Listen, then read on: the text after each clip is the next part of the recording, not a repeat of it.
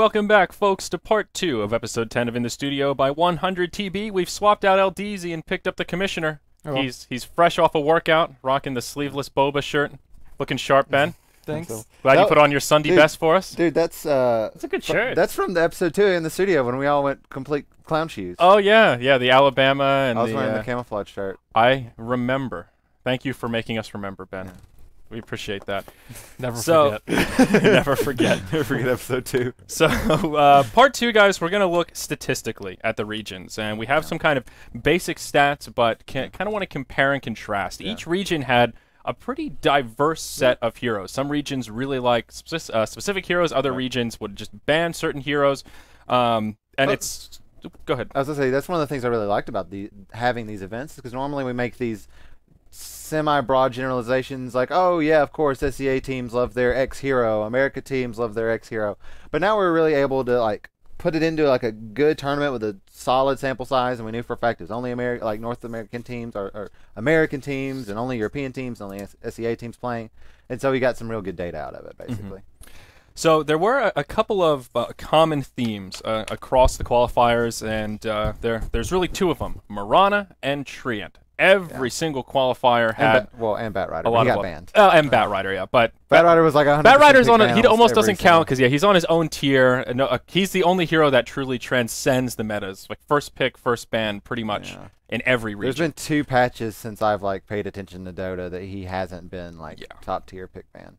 The Batrider tier, as I like to call it. Exactly. But Mirana and Tree, they were really the big breakout heroes, and I guess for good reason. Ben, how powerful are those heroes right now? Is it just hype? Good. Are they worthy of? Well, I think Tree really shined once people actually started figuring out that he's more useful than Living Armor. And level 1 Leech Seed with boots first is actually ridiculously OP. I saw many Darkseers just get massacred. And just many offlaners. Like Dire offlane against Tree +1 is impossible. Like almost any matchup. Like Centaur sometimes does okay, but most of them they can't even stay in the lane, which is a little ridiculous. And then Mirana I think is pretty much just risen up in popularity because SD is popular now, but it's a lot of reward for very little risk. It's arrows, short cooldown, you're gonna skill it anyways. It does a lot of damage. It's a really, really long stun, and it's just really difficult to prevent. Like someone else has to tank the arrow for you. They're gonna die. You have to defensive disrupt. You have to BKB. It's just too much. And she's really flexible. Some teams run her as a support, some teams run her as position 1, and others as kind of a secondary. She could be off lane, she could be mid too. So she can just fit in anywhere. What other hero in Dota can actually play all 5 roles? Like Doom? Doom's the closest. Doom's the closest. He can't play he can't play 5. Yeah. Mirana can play a 5, not well, but she can. I've seen teams do it. Some teams do like a Sand Mirana. Or I've never seen teams try to run a 5 Doom, but I have seen teams try to run a 5 Mirana. So. Yeah, I've seen the 4 Doom work okay, but the 5 not quite so hot. Shoutouts to Banana. Maybe he likes to do that. So for America and China, Mirana was the most played hero. That's picked. It's the most picked hero actually played in the game. Because no one bans Mirana for some reason. That's the other reason why I think Mirana's so popular. And SEA Europe had Treant as their top 2, so it was split 50-50. Those really were the most played heroes. Shadow Demon was also popular. We saw a fair bit of Invoker. Europe played a lot more Invoker than the other regions, and America played a lot of Wraith King. Yep, a lot of Wraith King. That was the big breakout for America. Wraith King was in some absurd amount of games, and he had like a 75% win rate in America. China started picking him up a little bit too, but we really saw teams like Liquid, eHug ran him a lot, and most of Americans ran him as a support, which I think is really where he's most successful. I think Jigglebilly might have ran him as a core once. He lost. And they lost. But I think America maybe had the best idea of the hero at the start, because he works really well as a roaming support at level 1. If you can get a good gank off, if, God forbid, you get first blood, then your game is easy for the next 15 minutes. Whatever you do is fine. If you have to babysit, you can babysit. You can jungle if there's nothing going on. You can roam if you need to, and it just kind of. And Liquid had that one set strat they ran over and over again with their Wraith King, Mirana, Keeper of the Light, offensive tri lane. They maybe replaced the Wraith King with a Treant Protector, but Treant Protector got banned a lot, so it was often Way2 played a lot of Wraith King. Yeah. He'd probably be the #1 picker of that. Another hero that's really big, specifically in America and the West as a whole, was Disruptor. We saw a lot of it, specifically out of Sna. Whitebeard played a lot of it, but a lot of other teams would also pick up the Disruptor in the right setup. And why do you think that is, Ben? Do you think it's really good? Do you think he's a specific counter to get heroes, or he just works good on his own? Generally, people are getting less BKBs. You'll see like a lot of less Gyro plus Luna. Those were, I think, the carries in the previous version. It was like all the time. You always get BKB and Disruptor, like versus sort of thing versus like Mirana, who let's say like gets Phase Drums Manta. He's very, very good versus that. Very good setup with Disrupt or Shadow Demon. You can just like dump an ultimate and pretty much guaranteed kill. Follow up after Tidehunter, and generally I think we're seeing a little bit more aggressive playstyle. Yeah. And on top of that, he can work even against BKB with Scepter. Yeah. So the Scepter upgrade I think makes him useful at most stages of the game if you can farm it up. Yeah. Especially in the mid game, I feel like we're seeing a lot more like skirmishes at like the 15-20 minute mark than we've been used to. Like. It's been pretty ridiculous how much fighting there has been in the mid game. We've also seen a little more Darkseer, a hero that Disruptor's pretty good against. Anyone with a momentum or positioning based tool. Mirana as well, Disruptor's not too bad against. Helps quell some of her elusiveness with the leap. So I can see it, and he just has a lot. He's a very unique hero as well. That's what I like about Disruptor. Yeah. He's also fun to watch, so I'm not complaining at all. China was the most flat, I would say, of the qualifiers in terms of crazy statistics. The outliers were much more condensed in the data. I think partially just because the teams were more evenly matched, so there weren't the crazy blowouts, and that's what really. I think it's generally they're a little bit slow to adapt to everything. Like they didn't play Wisp.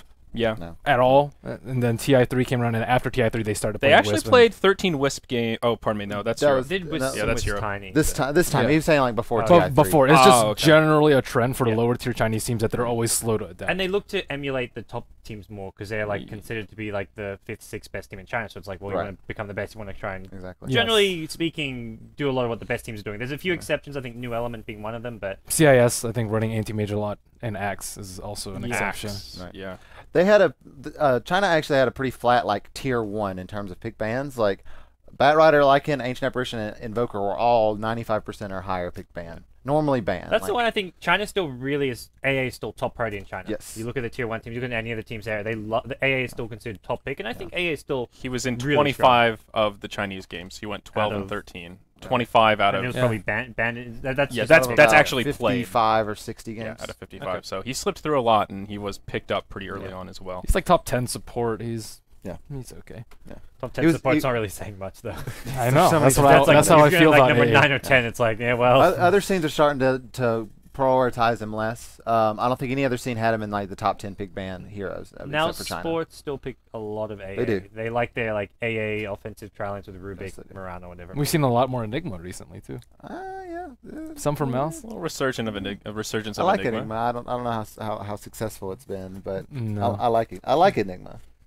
Yeah. Where do you think Enigma fits right now, Ben? He's pretty good. I think the Western and the Western teams in general experiment a little bit more. Like we saw Keeper Light a lot in North America, but almost none in SCA in China, which is a little strange. I think Keeper Light has his place. It may a lot of that did come from Liquid too. Jimmy played but I mean, even Sna with the Coddle PL, you know, it's still viable. I just think we see more versatility out of them. I think Coddle still has a place, and it leaves a lot of room for 6.81 to shift away from the current playstyle. And on the topic of American breakout heroes, Shadow Fiend was another one that we saw very successfully executed in North America. He had the highest win rate of about 77% in America. He wasn't even on the radar in the other qualifiers. I think that's largely the players playing him. Like, who are the big players playing him? Quikva as well as Snake King would play him, and then played him a couple times. Yeah, let's say Snap played a lot of Shadow Fiend too. So I think if you look at how many of those Shadow Fiend picks was from those top 3 teams, I'd say like 80 to 9%. So right, for sure, yeah. And I think that's where the data gets a little skewed, but it's interesting to see that the only region where they're really playing Shadow Fiend. I think it also that speaks largely to the playstyle. A lot of these teams are going for their greedy mids. I mean, Liquid love putting Quikva on Morphling or Shadow Fiend. Probably the 2 heroes people will remember that he played. Those are like the only 2 heroes he played. If you ask, name a hero that Quikva played apart from Shadow Fiend or Darkseer in that joke game where they swapped everyone around. That was it. Before the playoffs. Oh, really? Before the playoffs, the only time he didn't play Darkseer, I mean, the only time he didn't play Morphling or Shadow Fiend was the Darkseer game. Wow. So that's nice and all, and it's nice that we can discuss about region, but what does it mean as a whole? Like, imagine we had, instead of 4 different qualifiers, we had all 41 teams pulled into one big pool. How do you think each of the teams would fare? Do you think it'd be even split? And do you think any of these playstyles is actually better than another? I think the SEA qualifier was like okay amongst itself, but I think if they would have been going up against some of these other teams, they had a little bit of inconsistency with their picks, their overall strategies, I feel like they were kind of the most behind, I guess it's fair to say. China might have been behind, but they were still picking solid.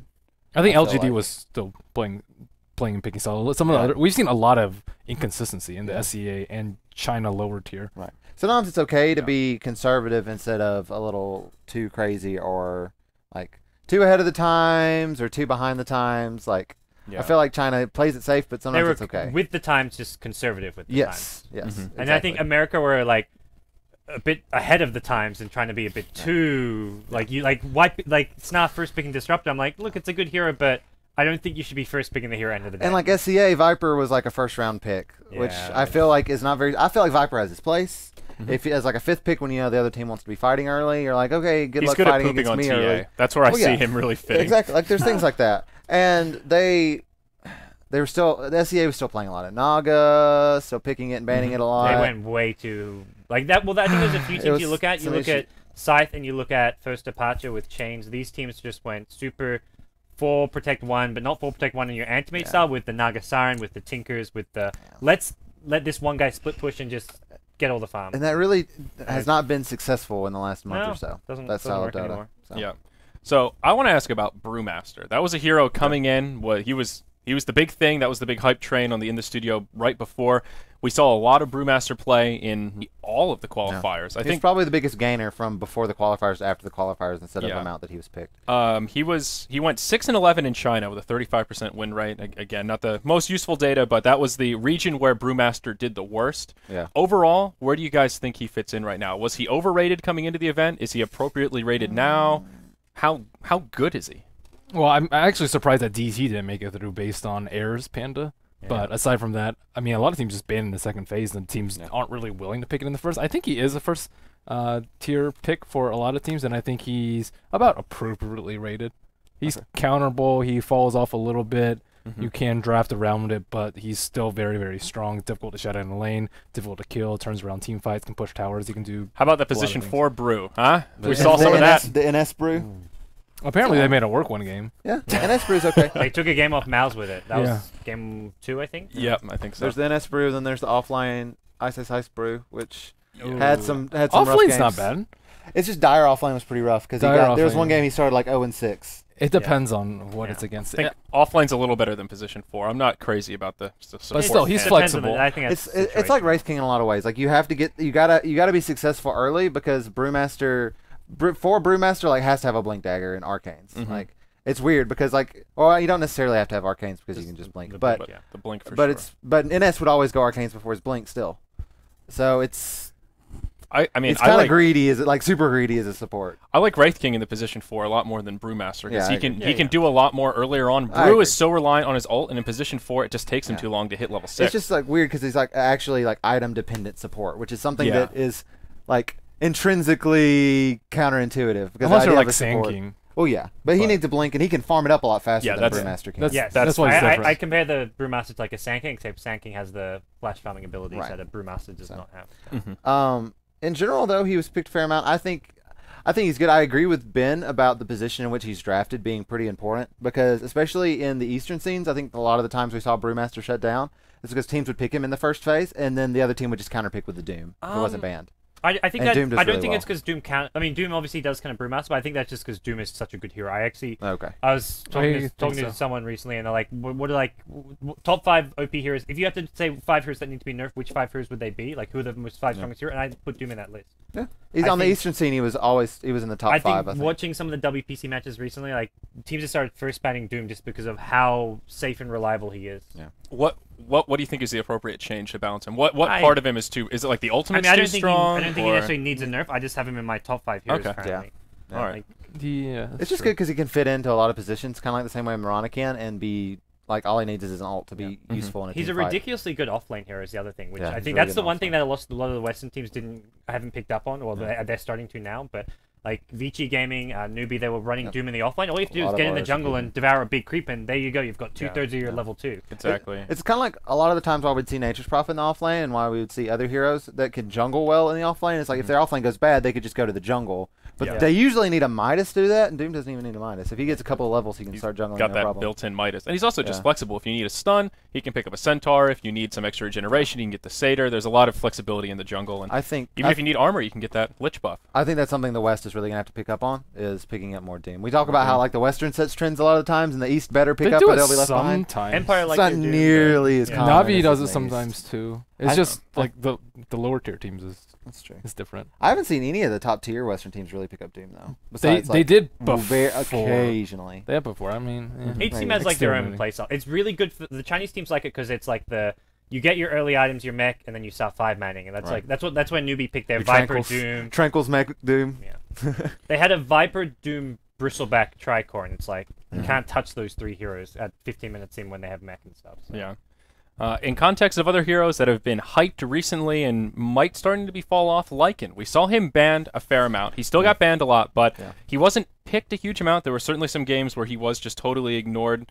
Where does he fit in right now? Were his nerfs last patch enough? Too much? Not enough? Is he still first pick, first ban worthy? Is he purely a dire hero? What do you guys think? I think he might have gotten a little overbanned. He was banned a lot. And overbanned? Okay. I think a lot of teams prioritize him too much in the first ban stage. I don't think it was over nerf, but I think, like you say, he's... Okay. To me, he's like in a similar place to maybe like an Invoker or something, where he's like, if you're good at the hero and you can draft around him, he's first 2 pick worthy, but... You don't have to pick and you don't have to ban him. And at the end of the day, if the team picks Lycan, then you know what they're doing, right? And you can try to kind of work against that, right? Yeah. So you know they're going to be going for not necessarily all-in push, but if you kind of get rid of some of the heroes that work with Lycan, like if you don't want to get rid of Lycan, like if the other team picks, if you don't ban Lycan in the first phase, they pick Lycan in the first phase, you like ban Dragon Knight out in the second stage, a lot of good pushing heroes that work well with him, and maybe just like try to like make it to where he's not as effective at that role and just beat him at that idea. So maybe I think he's overbanned a bit, but he's still, I think, a very good hero. Still very I think it's about appropriate. I think he's ridiculous on Dire, especially. But if you pick him on Radiant, I've seen like Axes just shut him down. They like aggro try, they take down the tower, they control the jungle, and then after that, Lycan can't really come back if you can't do Roshan. But if you're on Dire, you can just always do Roshan. One of EG's favorite strats when a Lycan was on Radiant was to run a Darkseer tri-lane. Yeah, anything like that. Just shut down the Lycan in the first 10 minutes and don't let him do Roshan, and then after that, it's pretty easy to win from there. I've definitely seen like mixed success. At the same time, I've seen Radiant Lycans work really well, even against top-tier teams. I think it was Silo who played one in. They don't go pushing Lycan, they just play him like a normal carry and use the power of the Wolves at level 4 just to scout and win you team fights because you get perfect vision. It's like I actually think the Wolves are the most ridiculous part about Lycan. It's like it's better than like Beastmaster's Hawk for scouting and just tracking heroes and knowing what your opponents are up to because they can move while invis, whereas Hawk you move it, you get spotted. It's just free, complete map control with those Wolves. You can really feel the nerf to Shapeshift, though, now when he's not as tanky. There are times where he pops his ult and runs away, and I think, man, last patch, that would have been a safe Lycan. And now now he's actually burstable, though, when he pops his ultimate. It's not your always get-out-of-jail-free card like it used to be. So I think Lycan's in an and okay Disruptor place. getting picked more makes it more difficult. I mean, there's like some picks that work better against him than others. Yeah, very true. So there was one other standout win percentage that I wanted to make mention of. In Europe, Darkseer had a terrible run. He was 2-14, an abysmal 12% win rate. Still not a large sample, but what happened to Darkseer in Europe? That's a good hero. Yeah. That's just 12%. I think a lot of it was, I mean, I saw a lot of games Tree pick versus Darkseer, Tree just, like theoretically, you'll see, okay, Ion Shell owns living armor, but that wasn't, it didn't even get to that point. It was just like Leech Seed, Trump card, level 1, Darkseer can't do anything for the rest of the game. That's pretty much what I saw a lot of the time. So yeah, I think a lot of those losses were Dire Darkseer offlane, where the Tree just completely zoned him out, and he just, what does a little Darkseer do? There's a couple of heroes that over the course of Dota have had like a surprisingly low win rate over like several thousand games, and everyone's like, well, this is a good hero, why is it so low? Shadow Demon's one of those. It's always had a surprise, like he's always sat at like 44%. Really? Yeah, and I think the reason is it's not because they're bad heroes. Darkseer's the same way. He had like one patch he got nerfed and then had like a 36% win rate over like 250 games. It was really bad. But I think the reason is these are heroes that are more niche than I think teams want to make them out to be. Like a lot of teams will just pick Darkseer because they need an offlaner, and it's like, oh, he's Darkseer, he can stay safe, he'll work as an offlaner or whatever. Same with Shadow Demon. A lot of teams just pick him up because he works well as a 5, he's good setup, we'll just pick him into any strategy. Where in reality, I think he needs to have a little more teamwork. He works against certain other lineups better. Like, he gets countered by certain pickups like Treant.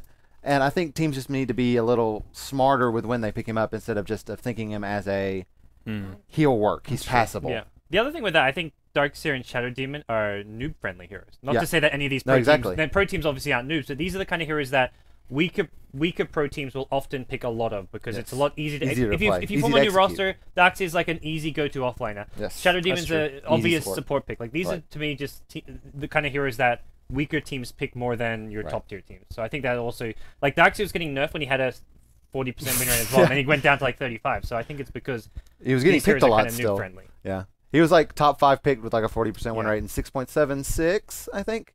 And so it was really odd. But like teams that were still good with him were still good with him. Yeah. Like I think the nerf was justified. And we see players like Universe when he plays Darkseer, he still makes the hero look amazing. So yeah.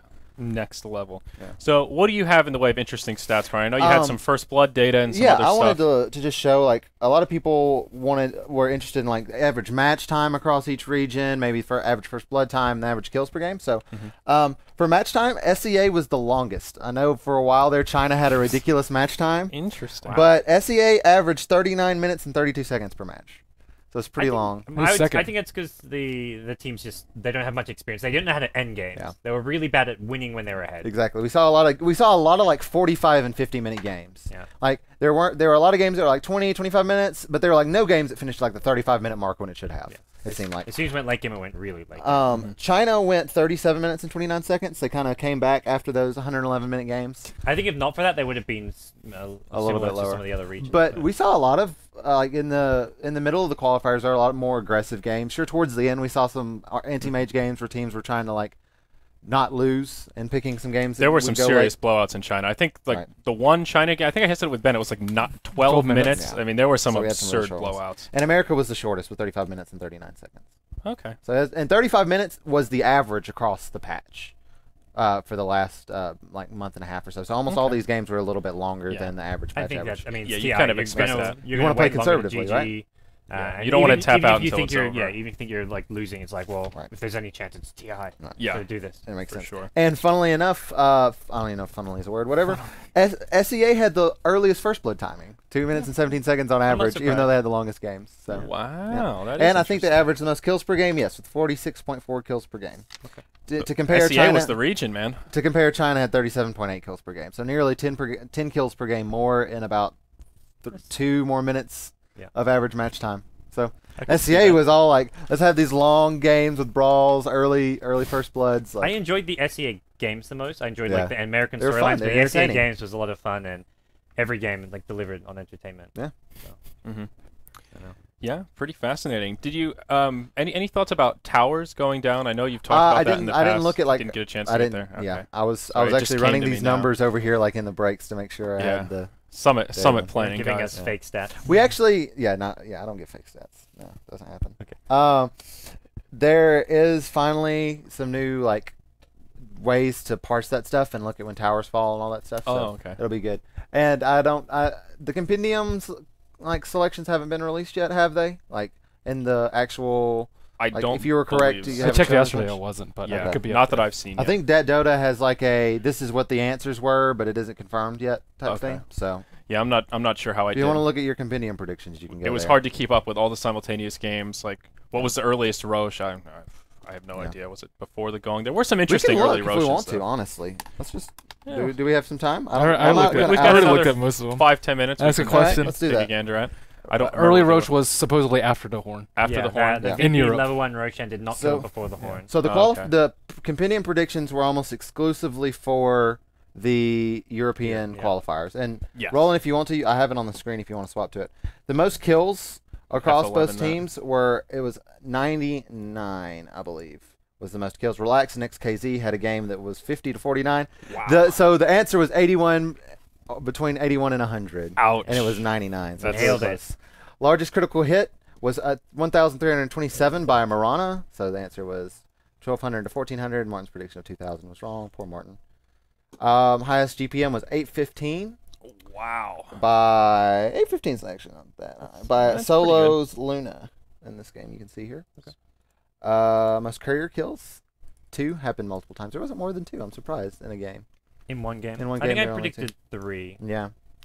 I thought there was one game where there was 3. Maybe that was something. It probably different. was not the European qualifier. That was a different. Okay, and different is that couriers on the same team or just courier total? couriers total. Yeah. Oh wow, 2's actually not that high. Yeah. And That's the not earliest that much rush in lower. was after the horn. After the horn. There okay. wasn't a successful. There was a successful level 1 rush attempt, as we saw by Virtus Pro, but it was kind of a slow one because they went from Radiant even, so that was interesting. Yeah.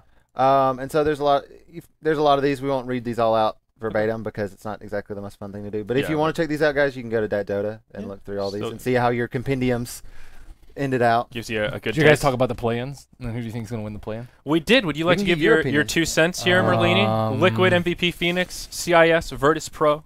Who do you peg to take it? Well, VP is always a wild card. They could be first, they could be fourth. You never know. Yeah. So That's for sure. I'll just say that amongst the other 3, MVP. You look like a midget leaning over Sorry, like that. You may MVP wanna Phoenix, either second or third. I think Liquid and CIS are probably better than both of them. So I guess I'll put MVP Phoenix last, Liquid first, and CIS second, and then VP anywhere else. Okay. No idea. I really don't know. It's gonna be fun. I'm really looking It forward will. to these play-in games. Yeah, and they have a lot of time to practice. So what you see now is much different from what you're going to see 2 months from now. That's very true.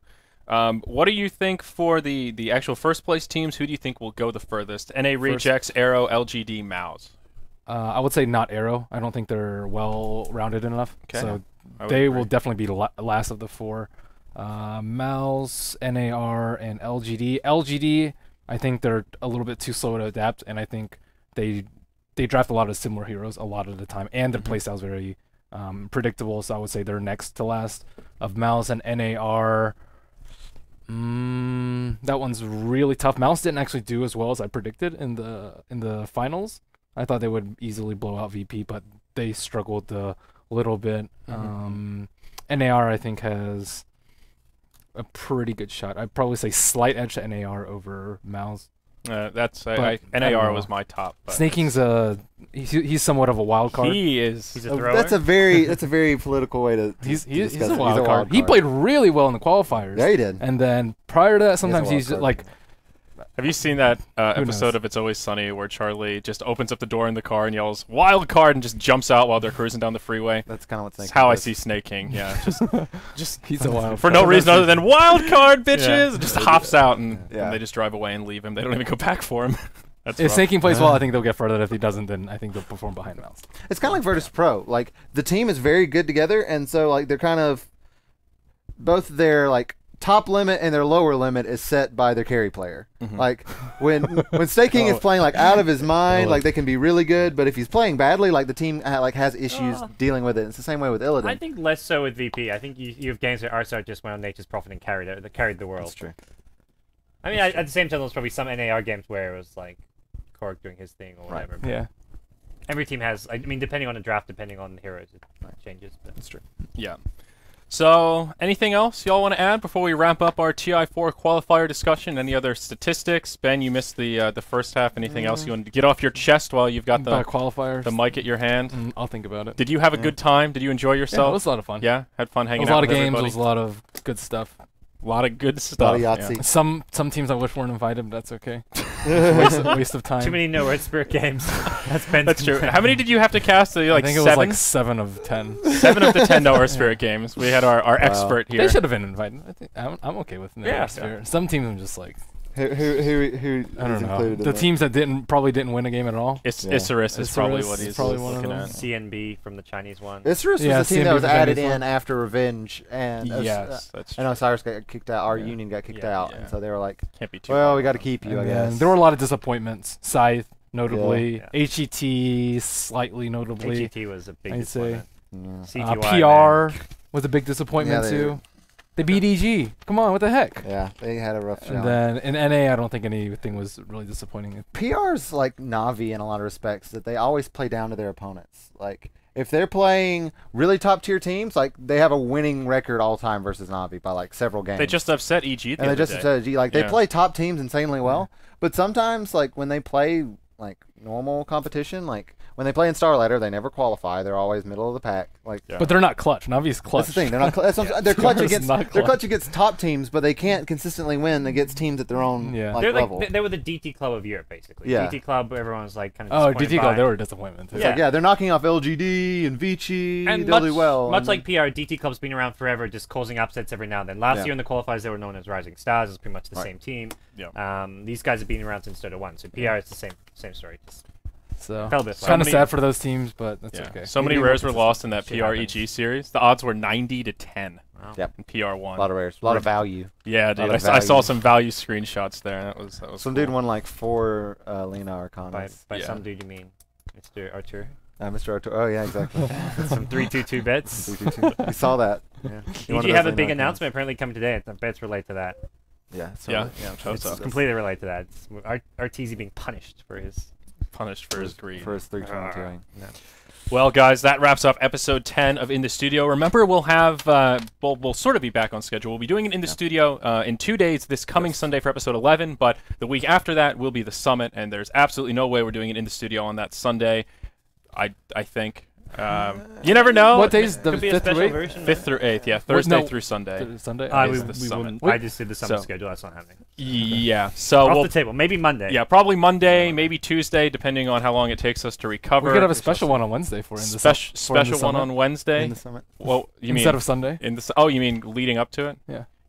You're messing with our That'll plans be like here, 3 Ben. in a week, dude. We'll see. No, instead of Sunday. No, he said instead just push Sunday to Wednesday. I'm just throwing things out there. Whoa, man, Ideas, you're getting crazy. All right. Ideas. The tentative plan is episode 11 coming up in 2 days this Sunday, June 1st. Yes, 6/1 at the regular time, 2:00 p.m. Pacific time, similar to when we started today.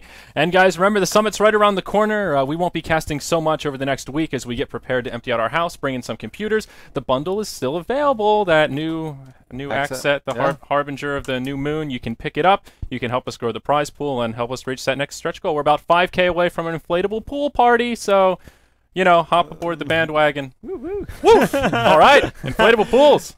Awesome. So that wraps it up today, guys. Thank you for joining us. This was In the Studio by 100 TB. We're done. We'll see you on Sunday.